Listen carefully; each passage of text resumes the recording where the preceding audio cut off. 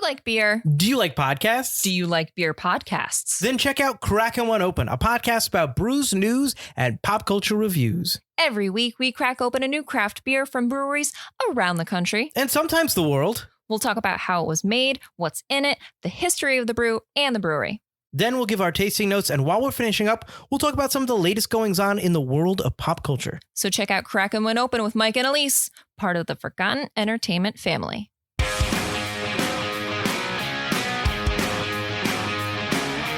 Hello, and welcome to Recent Activity, your new favorite entertainment review podcast that attempts to cover every film, every show, all at once.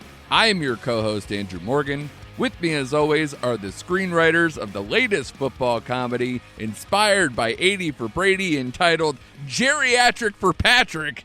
It's Shane Beauregard. What's up? And Chris Brodell. Go team. Yes. Thank you, football expert Chris Brodell. Back to you guys. I'm just happy that you actually did watch the Super Bowl, so that's good. Yeah. You know, you're not a sports guy, so that's cool. I am not. Dipping your toe in, going for Riri.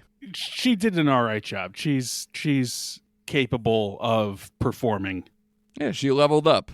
You know, hit all the mushrooms came out and all that stuff. Yep. Slipped on a banana peel. It was a good time. Shane, do you enjoy your? You're actually a football person, so did you enjoy your Super Bowl experience? I actually did. I'm glad the Eagles lost because their fan base is nothing but a bunch of filthy fucking savages. So I'm glad they got to eat it at the end. Our ratings just hit a tip. Yep. Sorry, Philly fans, but you know who you are. Bunch of savages. No, it was a good time. Good halftime show. A couple good commercials and a game that came down to the last couple seconds. So what more can you ask for? Yeah, man. I've put it out there on previous podcasts of my iffy relationship with the city of Philadelphia. And anytime I have to hear a justification for, no, we weren't booing at Santa. We were just booing and Santa happened to be there. That is not like any kind of city who has to justify that and like throwing batteries at people. It's all bad. It's all bad. You got Rocky. You got a championship a few years ago. Enjoy it. That's good. But nope, not my cup of tea. I've been there many, many times, and it's always awkward and weird. But yeah, enough shitting on city to city, I guess. We'll stop doing that. I guess we'll have an episode that we're going to do. Yeah.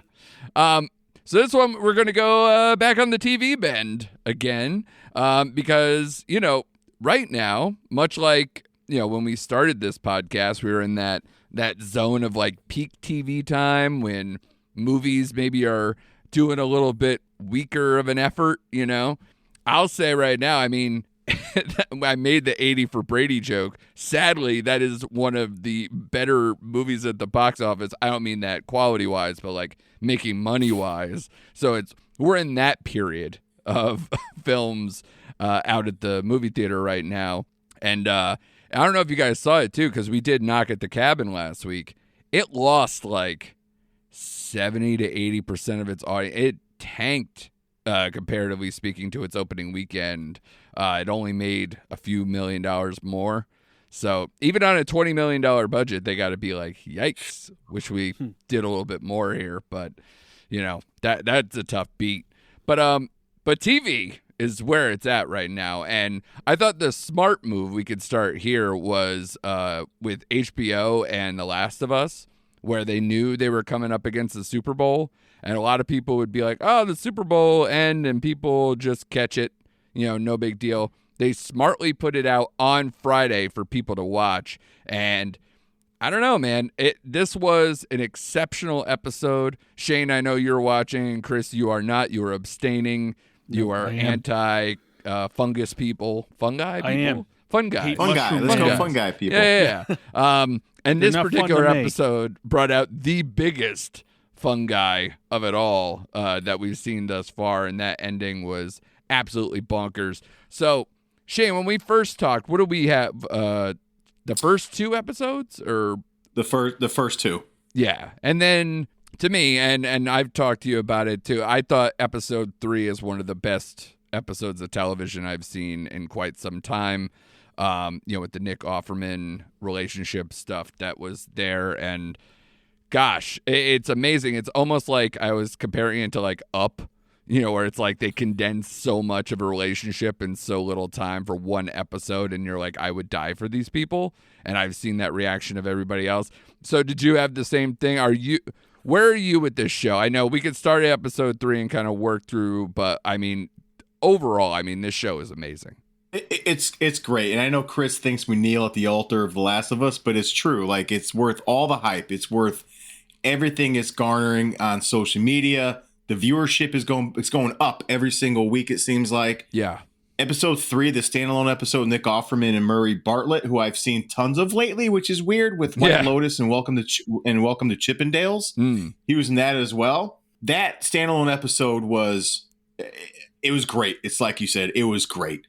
And this last episode, they know how to like emotionally gut punch you. Yeah. In this show.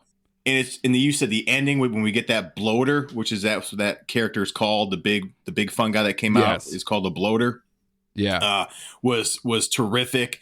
But I keep thinking on this show, because my biggest complaint with The Walking Dead is that it was slow and nothing was happening. Well, this is very much a character-driven show, but it's so much better than The Walking Dead. It's not even close. Yeah. So I don't mind the slow episodes here, in that slow burn, getting to know these people they're meeting along the way. And again, every episode has been great. There hasn't been a bad episode yet. And like you said, the ending of this episode was awesome. Yeah, huge firefight, something we haven't really seen in this show. And yeah, all the appearances are great. Melanie Linsky, after we got the Nick Offerman and all that too, like then you're adding Melanie Linsky being like the head of this Kansas City, right, town that they took over. And the duo of Lamar Johnson and Kevon Woodard as Henry and Sam, they, like you said about the emotional gut punch, they do so much to build up these relationships and these characters that like you're just like, God, I love these people so much. And then they just love crushing you with it. They just like, we did so much for you, and then just take it away.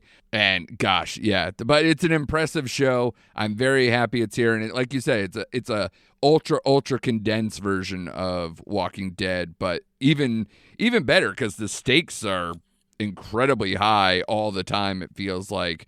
And they don't have any problem, especially knowing it's the showrunner of Chernobyl. It's not a shock.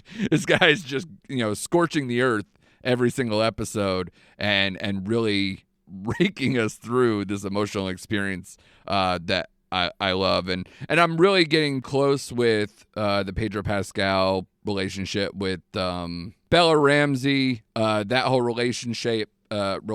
And weirdly, it's not the strongest part of the show, and yet the show is about them, and yet the show is still so good. But I think it's getting better and better with every episode. So I'm glad to see that arc is progressing. Right. And can I admit something? I think it was episode 4. I don't know why, but I laughed so hard at that diarrhea joke she told.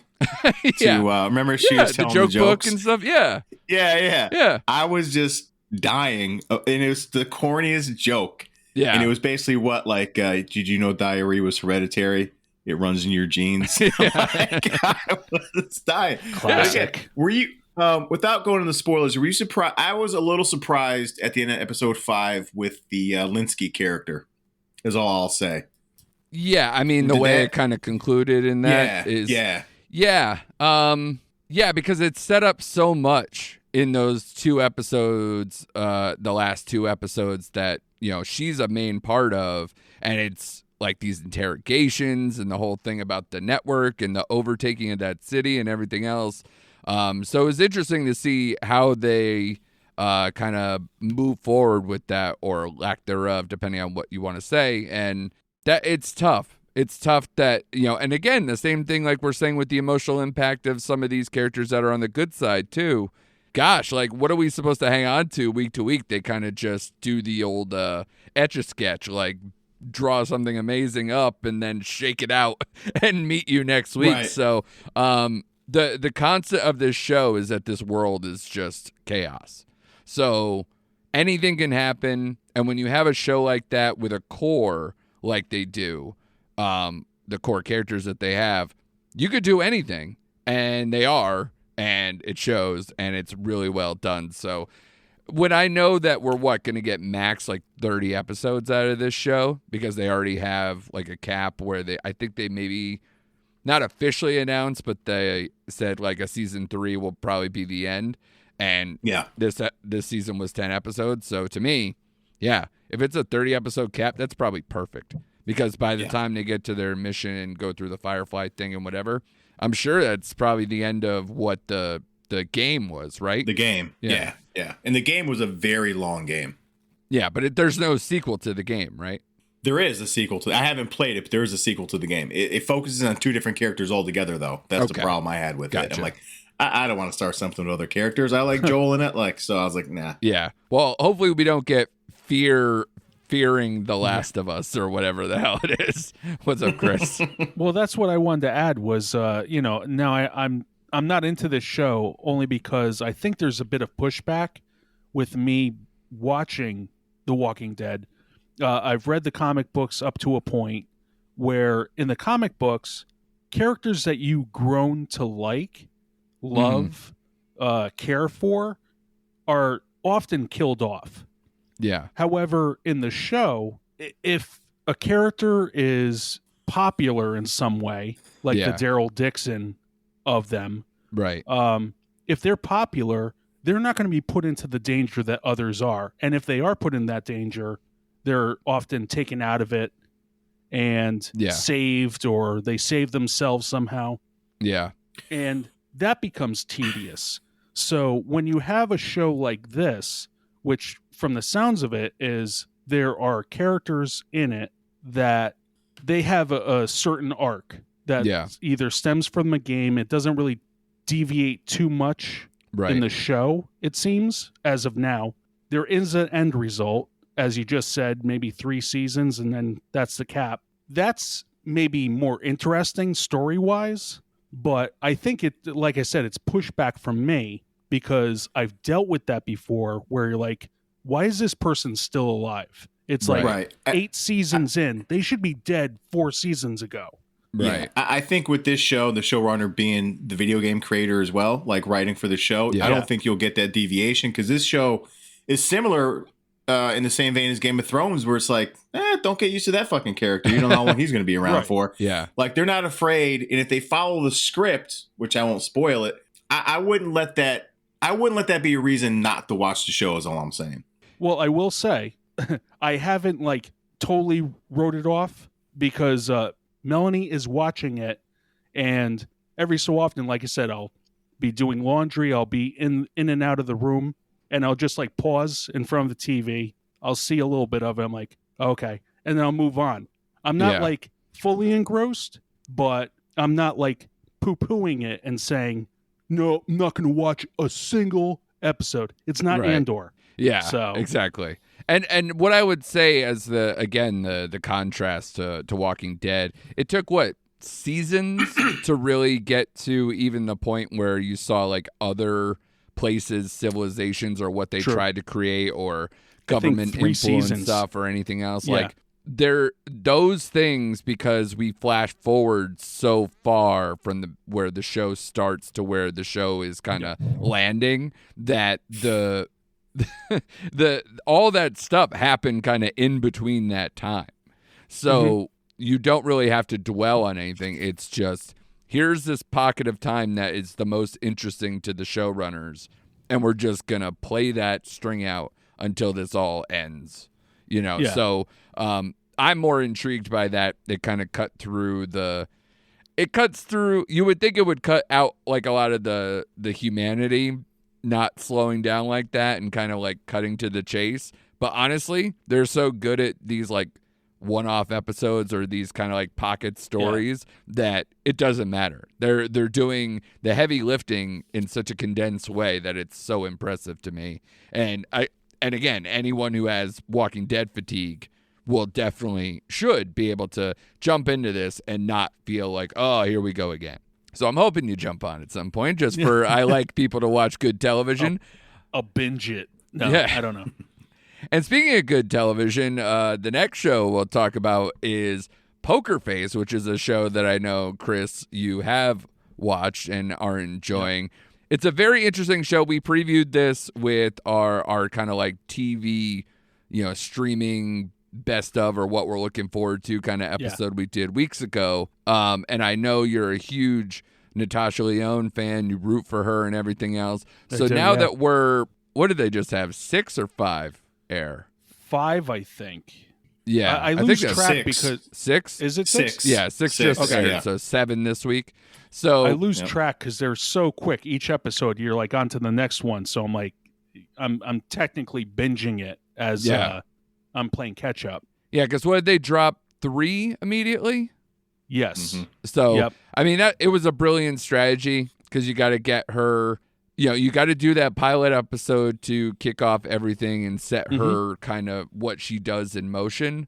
And then do these, again, episodic things in and out of people's lives, odd jobs, things like that to really get involved in the murder mystery and then have her do her thing. And the impressive thing for me is I love the long intros to the episodes post-pilot and really getting to know these amazing list of guest stars that they have with, you kicked it off with Adrian Brody and Benjamin Bratt and Dash from Orange is the New Black and the voice of Ron Perlman, but we'll probably see him very soon.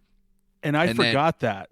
I know. When it occurred, I'm like, that sounds like Ron Perlman. And Melanie goes, I think you're right. I'm like, did he post something about this? Yeah. No, I think I saw him in like the trailer for the show. And then when I heard the voice, it kind of put 2 and 2 together. But yeah, outside of that, man, Hong Chow, John Ratzenberger, Little Rel, Chloe, which I had to look this up. I've been calling her Chloe Savigny for years. How would you guys pronounce it? I believe it's, should I say it? Because I think I know it. It's Sevigny. Yeah, it's Sevigny? like Sevigny. Yeah. Yeah. And I had no idea. I've heard people say Sevigny, like she's like a champagne. Like a wine. Yeah. It's from the Chevigny region. that she's I know from. it so well. Yeah. So between the fact that she has umlauts in her name for the Chloe part, I'm never going to get any of it right. So she's good in the episode, though. And then Judith Light, S. Apatha Murkison from Law & Order days. Yep. And then the most recent one being Ellen Barkin and Tim Meadows. Interesting pair with that one. I wouldn't have put that together. But that was an interesting one. So what do you think of the show overall, Chris? And what are your kind of like aspirations for where this is going? I'll tell you what. I am not that I was sold a different bill of goods. But I could have swore she was like a PI or something like that. But she's just trying to get her own ass to safety. Yeah. She's on the run, and she just happens to fall into these situations. Yeah, where she has a gift and inserts herself. Yeah. Yeah.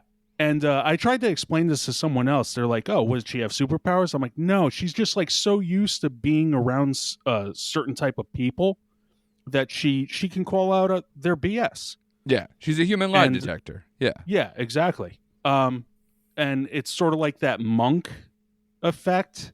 Sure. Where, there's particular skills that they just skate through these situations. Yeah. But I love that it's unintentional. She's just like, bullshit. She'll call you on it. And it's like, wait, what was that? She's like, nothing. Go on. And then, let them dig the deeper hole, Yeah.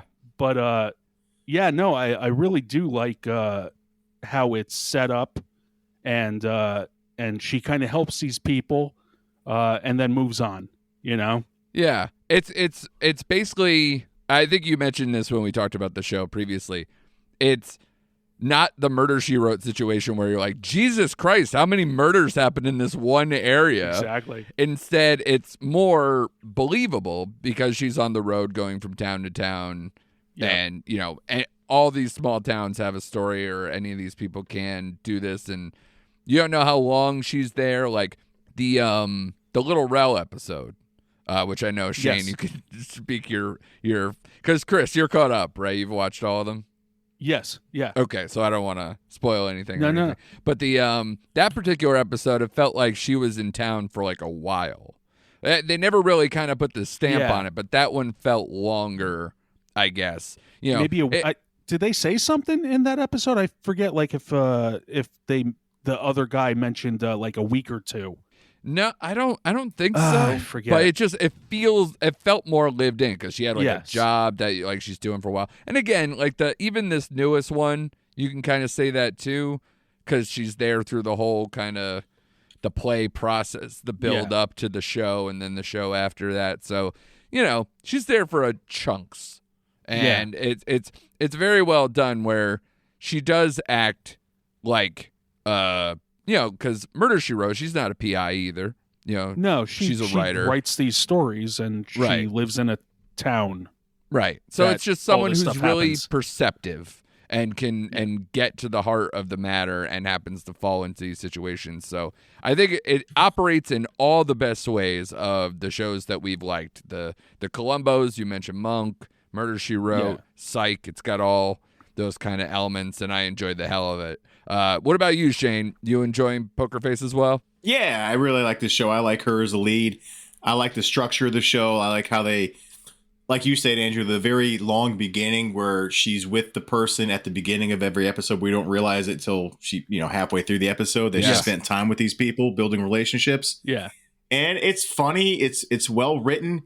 And sometimes as you watch the episodes, you kind of forget what the whole show is about with Benjamin Bratt tracking her down. Because Yeah. he only popped up in like one or two episodes. Yes.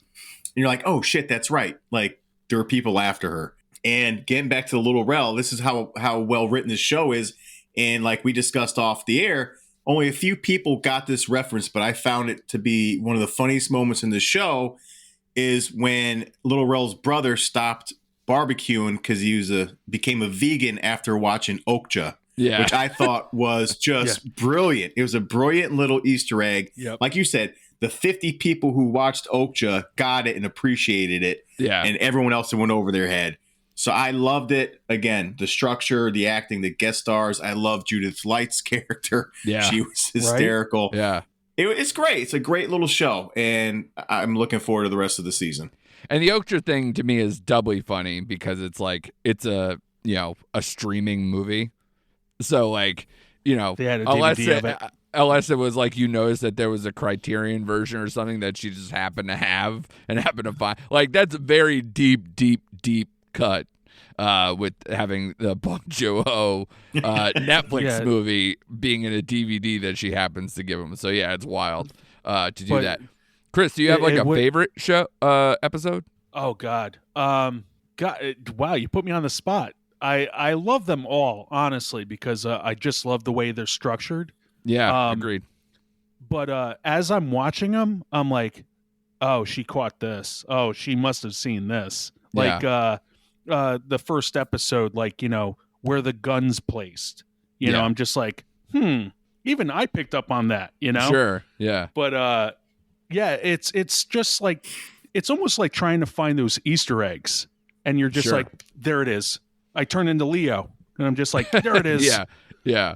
But no, I really like it, and I'm so glad Ryan Johnson's involved in like a good capacity. He's only directed the first two. Yeah. He's mostly a So writer far. on this show. Yeah. Yeah.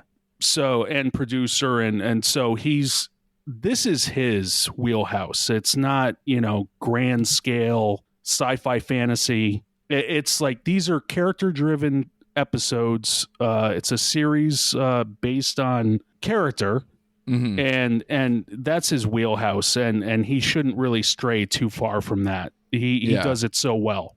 Yeah. And it's one of those where it's not geared up to be like laugh out loud funny. It's just these Right. character driven stories that are amusing or entertaining. It's not like setting you up. Like it's not like Psych or Yeah. Monk or whatever. Like these are actually a little more serious, especially as some of the intros get longer and longer. It's like, damn, that got dark. So I don't know. Like this last episode was maybe my least favorite, and even I still like can see that. quite a bit. Yeah. So that I thought the interesting angle of like her trying to see the bullshit through even actors acting, Yes. and all that stuff is a unique angle. But I didn't love the ending of how that tied up and all this stuff. So like it was a little more scatterbrained than some of the other episodes. But I don't know. I really liked the second one with the small town, the guy on the roof with the lottery thing, and everything else. Is I was gonna mention that. Like, I laughed when he pushed him off the roof when he won the lotto. Just that random like, push off. But that's the thing. Like it's like the people who are on the wrong end of the stick. Yeah. It's like they didn't deserve that. Like he didn't deserve to be pushed over. You know, this guy didn't deserve that. Yeah. And yet it happens, and you're like, all right, well, hopefully she solves this, and everything's right in the world. Jesus. Yeah. I love the Benson drop too. Yeah, that was great. I thought that was great too. Yeah. That whole thing, bringing back the song that he wrote and how he's like, what'd they call him? What bird was that? Something where like he just compiles stuff like a nest in his head. Right. They called him some kind of bird. That he kind of collects all these little fragments around him because he was writing lyrics from like the back of like a Chinese food menu or like fast food bags and stuff like that. So it was amazing to see. I like that episode quite a bit too. But yeah, and even there's like specific characters sometimes that like I just really like in the Little Rel episode, the barbecue episode. I really like the radio DJ who does like the racist guy voice and has like a whole show that's completely made up, and the I just love racist that dog. Yeah, like that was so hilarious. Good. She's like, oh my God. Yeah. And then they pair them together at the end. Yes. It's so good. The show just makes you smile. And I like this show has so much legs for just having that basic thing of just keeping her on the road and solving mysteries. Like it's so repeatable. She's so enjoyable in that role, and I could watch it all day. So I think this only has a 10 episode season. I believe so, yeah. Correct. So we're over halfway, and like you said, these episodes just fly, and I look forward to them every single week. I think the mark of this season is how they're going to tie up the stuff from the pilot, how it's going to do the series finale or season finale, and see where it goes from there. Hopefully, people are watching this and it keeps going on because it makes me so happy. It kind of reminds me of like the feeling I have with Only Murders in the Building, where it's like it's that weekly show. It's part funny, part murder mystery. It's really keeping you going, and it's a week to week show. So I don't know. I enjoy it in the same way, and hopefully they can have these individual episodes that I love, and I love all these characters that come in and out, but then also have something with this overarching story with the casino and Ron Perlman and all that stuff. So we'll see how that goes. Definitely. The next show is I'm close to saying this, and I think that show is also only 4 or 5 episodes in as well, is Shrinking on Apple TV Plus, created by the immortal Bill Lawrence, who I watch the hell out of Scrubs and do my Scrubs rewatch. He's done that. He did Spin City. He did Cougar Town, and of course, a lot of people now know him for his association creating Ted Lasso, with the likes of Brett Goldstein, who is also a co-creator of this show, Roy fucking Kent. And then Jason Segel is the third person in this creator team as well. And just an amazing cast. Jason Segel, Harrison Ford, Jessica Williams from The Daily Show, and I think she did a couple of Netflix movies that I had to cover that were really good as well. Krista Miller from Scrubs, good to see her back. Wendy Malick doing a little bit of work here as Harrison Ford's doctor, her from Just Shoot Me.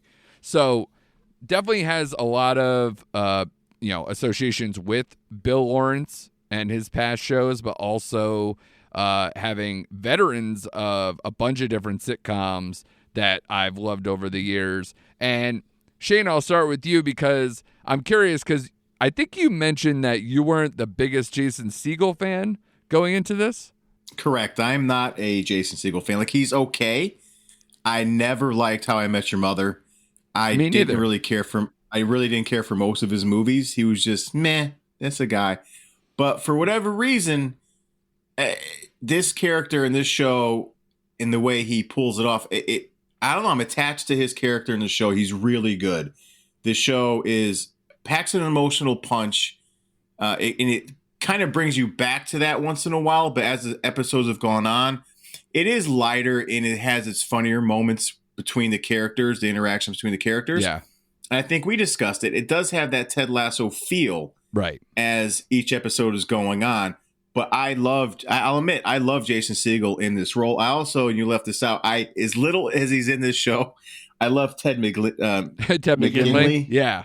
in this show. Yeah, it's Krista With the Miller's whole- husband. And yeah. I had to look it up. I was like, there's no way they're even remotely close in age. Because I'm like, Ted McGinley was doing shows, he was doing Love Boat, he's doing Married with Children. I'm like, there's no way they're close in age. They're not far, like 6 years apart.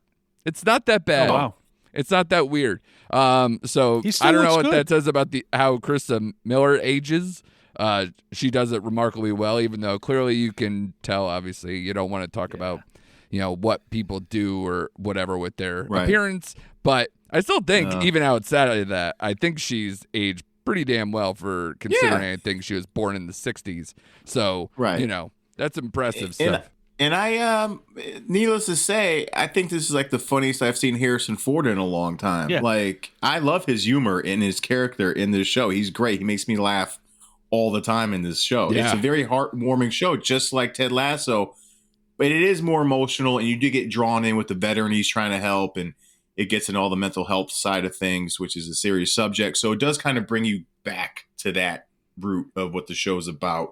Yeah. But it's light enough where it's funny, and I look forward to it every single week. So it's another great show, in my opinion. Yeah, the thing I didn't say, because I'm a complete jerk and a bad host, is that I was like, I'm reluctant to say it, but I almost kind of think it's my favorite of the 3 shows we're talking about. Like my favorite show on Wow. TV. I really like this show.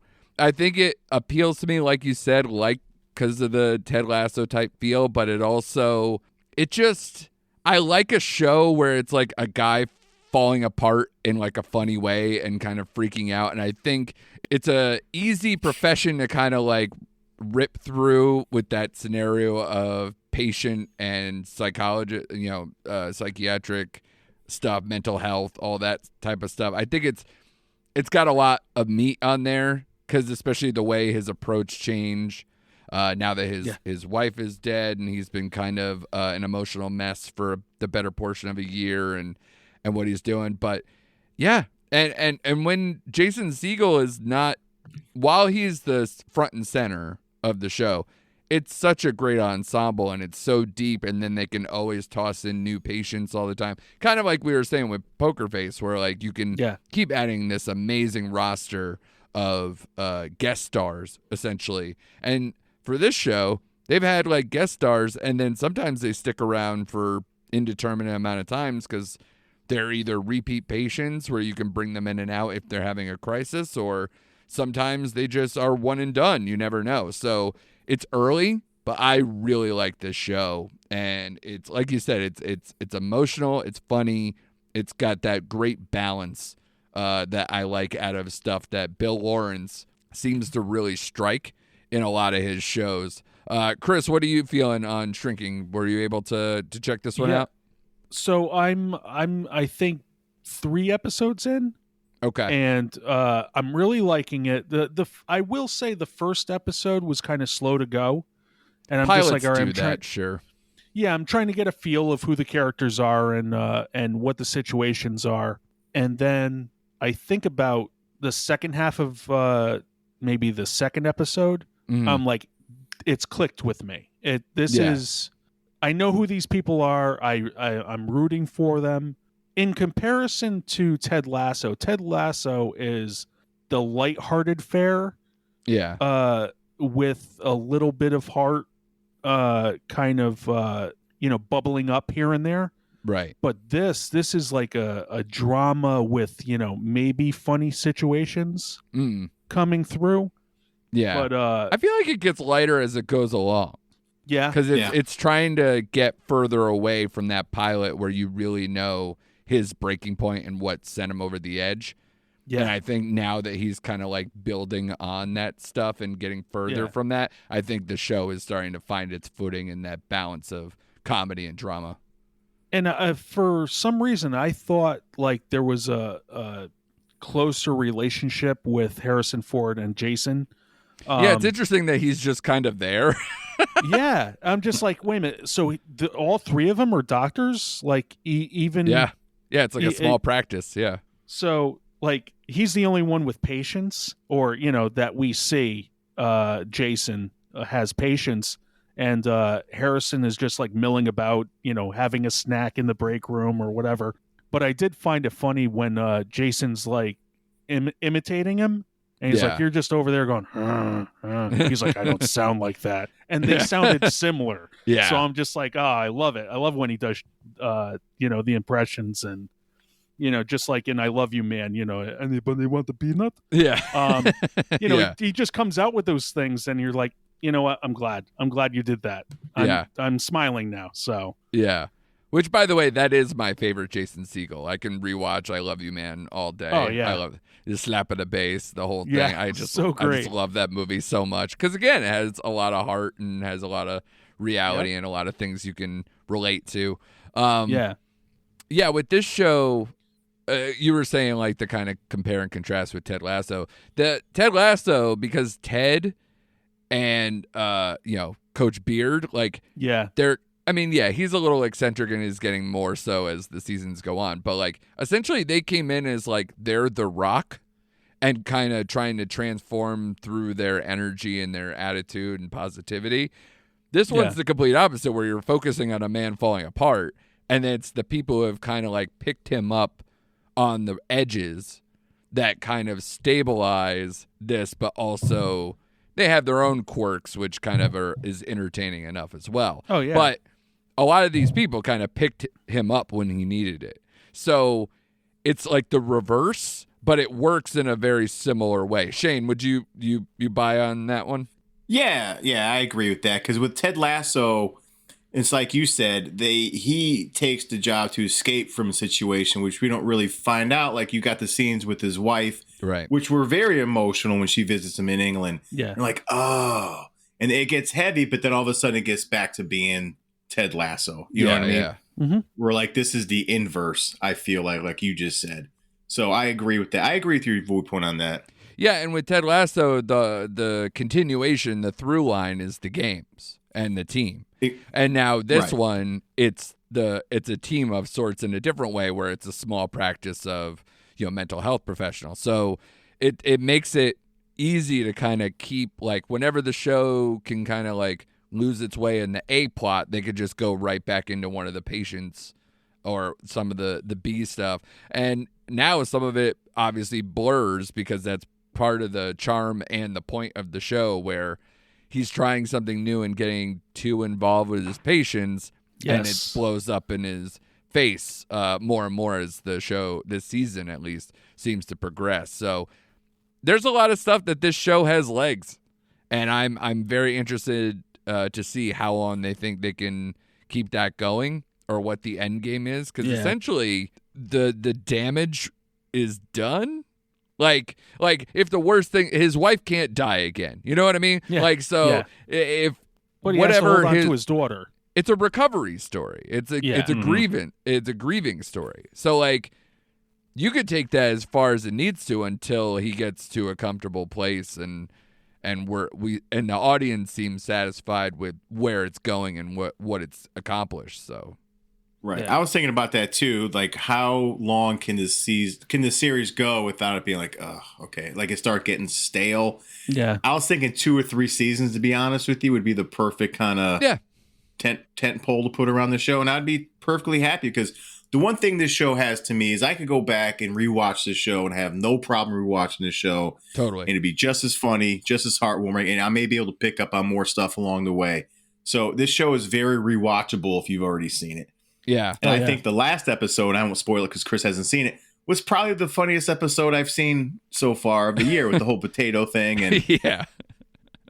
it was just great. It was a great episode. So Yeah. And Yeah. still had enough grounded emotion stuff with Paul, aka Harrison Ford, and his side story too. Again, taking something in a different direction than just Jason Segel's A plot. So right. the show is very layered. It's you're right. I think if it's like Ted Lasso, you're gonna get 3 seasons, solid, super solid seasons, and you'll be like, this is great. I'm glad this didn't go too long. It's not a sitcom, so even though it's rewatchable, it still has a finite amount of episodes before you check out. So I think you're right. I think that nails it about 2 or 3 seasons. But I feel blessed personally that we have 2 shows that have legs and have rewatchability, and then Last of Us, you could say it probably has rewatchability, but it's not that type of show, but to me it's still so good. So to have all these really good shows all at once is great, and especially because they're week to week, so I can plan out my this comes out on Sunday night, this comes out on Thursdays, this comes out on Fridays, or whatever it is, and kind of work around it. So that's awesome, man. Have you guys watched anything else that you want to shout out besides these 3 amazing shows? That's it on my end. I got enough going on with these 3 shows. Like you said, I like the binge model, but I like to have something to look forward to on certain days. Yeah. And with 3 going on at one time, I love it. So I'm good. At the Frodell household, we like to see what we're in the mood for, and Ted Lasso seems to be like a go-to for us. And I think we're almost done with season 2, so we'll be prepared for when it comes back. But season 2 seems to be going along. I know you guys said it's like, it gets dark at some point. Well, there's like a herky jerkiness to the how it lands, especially because I don't know how deep you are into it, but like we said, that Coach Beard episode as a standalone is bizarre. But I think that's it's a lot next. of fun. Okay. I think that's coming up because you guys kind of painted a picture for that. But I think there was the reveal of Sam and who he's connected with Banter. I don't want to give things away, but I think I'm that far, and I think I have maybe 3 episodes left of the season. Yeah. From there, then you're right at Coach Beard's episode, because I think it's Coach Beard and then 2 more. I think that's about right. Because I think I saw a still of just Coach Beard, so I'm like, okay, this is the episode that everyone's talking about. But I'm really loving that because there are ups and downs. There's he's going through his own anxiety. He's revealing himself slowly to what's her face, the psychiatrist owner, or the whatever woman. He's slowly getting stuff off his chest and whatnot. So I'm just like, okay, I get it. I want to see him heal. We all do. Sure. But I really love that all of these shows that we're talking about are character driven, are not just the stars. There are full episodes where Ted's not, Ted's in every episode, but he's not prominent. Sure. And I like that. I like the fact that Natasha isn't prominent in Poker Face. She is in it and she's involved. But for the most part, you're getting a setup of who these people are before she shows up. Yeah. And then Shrinking, it's like it's well balanced with Jason, with Harrison, with everyone else, with his daughter, with Krista and her situations. Yeah, and Last of Us too. I know you're not watching it, but you could see long stretches where Pedro Pascal and Bella Ramsey take a back seat. So it's all these shows are so impressive for how much they can pack into an episode and still keep the A plot moving. Of course, just like that episode with Nick Offerman. Yeah, He completely. that was like, Pedro Pascal comes in like what, a little bit, Very because little. they had interaction, but for the most part it's him and the other guy's story. So Yeah, it's you know. bookended mostly, and then there's like a small fragment in between. Yeah. So Yeah. yeah, it's impressive. It's very impressive writing, and the best thing is that we're only halfway through these current seasons, so we can drag these out for another month or so before, in a few weeks we got The Mandalorian, Mando, coming back in a couple weeks. History of the World Part 2 on Hulu. I don't know if you guys watch Succession, but I love Succession, and that comes back at the end of March as well as Yellow Jackets. I don't know if either of you watch it. I've been meaning to watch it, and now that I have the availability to Showtime and some other things, I think I might do like a deep dive and catch up on that before that season premieres as well. So the one show I did want to shout out before we get out of here is when we first did this show, this podcast, and we did like top 5 shows we enjoyed from last year. One of them was, for me, Slow Horses, and the reason why I probably haven't said as much is because they snuck in season 2 at the very end of December, bleeding into early January, and god damn it, did they make an incredible season of television with season 2 of Slow Horses, and the fact that they did it basically 2 seasons in the same year is wild to me, and especially for the high quality that it is. And it almost gets more, it's like I said to my friend who's now watching it, and he's like, thank you so much for telling me about this show. If you took these two seasons, they're like 10 to 12 episodes apiece, and you sandwich them together, it would almost feel like, wow, remember when 24 was 24 episodes and you had this big overarching thing and this mission critical stuff? Imagine like if they packed all that stuff into a very tightly condensed show, and just amazing characters. The whole thing, it's like the closest thing, and I also don't feel guilty about it like the way I do with 24 in retrospect, where I'm like, oh, this is kind of like terrorism porn, and like, gung-ho America's like, this is British. There's no pride in Britain. That's how they work. It's all MI6 or whatever, and they're the also rans. It's like the minor leaguers that like come to the prominence and take on this story. So Gary Oldman's great. The roster of talent on this show is impressive, and they have a series of books that they're doing these seasons off of, and I could go for as long as they have books. It's so good, and these characters are so good. The stakes are there. People do die. People do, there are big stories involved in here. But if you like espionage stuff, if you like, kind of like solving terrorist plots and backbiting spy stuff, please watch Slow Horses on Apple TV Plus. It's so good. But yeah, that's it for me. If you guys don't have any other stuff to shout out, there's a couple of shows from 2022 that I've been meaning to look into. The English, I hear, is really good on Amazon Prime. I'm surprised because Shane is Mr. Amazon Prime. He hasn't gotten there. I try to watch it. It's a little on the slow side right now, and it's only 6 episodes or something, I think. I don't think I even heard of it. Yeah, it's Emily Blunt, which is why it'll always pique my interest. But I heard really good things, so I'm gonna try to check that one out. SAS Rogue Heroes, which is on like Stars or something. Oh, that's random, why is I the was only like, reason why I haven't heard of that one either. I know. So that one, especially now that Slow Horses got me back into the kind of like military spy stuff.